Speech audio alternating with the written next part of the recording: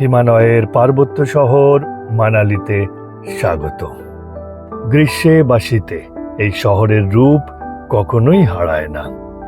মানালির ম্যাল road সম্ভবত দেশের সবথেকে সুন্দর ও উপভোগ্য ম্যাল। কুলু মানালি এসে আমরা অবশ্যই যাই সোলাং ভ্যালি, স্কি এবং প্যারাগ্লাইডিং করতে, যাই অটল টানেল, দেখে নি হিড়িম্বা টেম্পল, যাই রোটাং পাস বরফের খোঁজে, শিশু যাই সবথেকে সুন্দর ওয়াটারফল, আর কুলু যাই রিভার র্যাফটিং করতে। কিন্তু প্রায়শই আমরা মিস করে যাই মানালির সবথেকে গুরুত্বপূর্ণ স্থানটিকে। মানালি শব্দটির আক্ষরিক অর্থ মনুর আলয় বা মনুর বাসভূমি। কিন্তু কে এই মনু? জানতে হলে যেতে হবে ওল্ড মানালি। ম্যাল রোড থেকে 3 কিলোমিটার এগিয়ে বিয়াস এবং মনসুলু নদীর সঙ্গমস্থলে এই পুরনো শহর।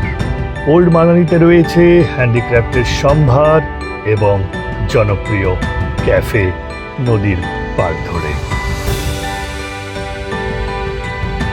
মনে করা হয় মনসুলু ও ব্যাস নদীর সঙ্গমস্থলে ব্রহ্ম ঋষি মনু 1000 বছর তপস্যা করেছিলেন।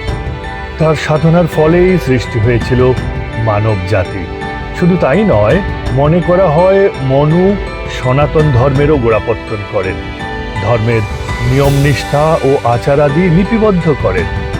ঋষি মানুর নামেই তার শ্রেষ্ঠ সৃষ্টির নাম মনুষ্য বা মানব জাতি। ঋষি মনুর একমাত্র মন্দির আছে ওল্ড মানালির বাজার থেকে একটু এগিয়ে বিয়াস ও মনসুলু নদীর সঙ্গমস্থলে স্বর্গীয় প্রাকৃতিক পরিবেশে। মানুষ হিসেবে মানালিতে এসে আমার স্রষ্টা ঋষি মনুর মন্দির না দেখে ফিরতে পারলাম না।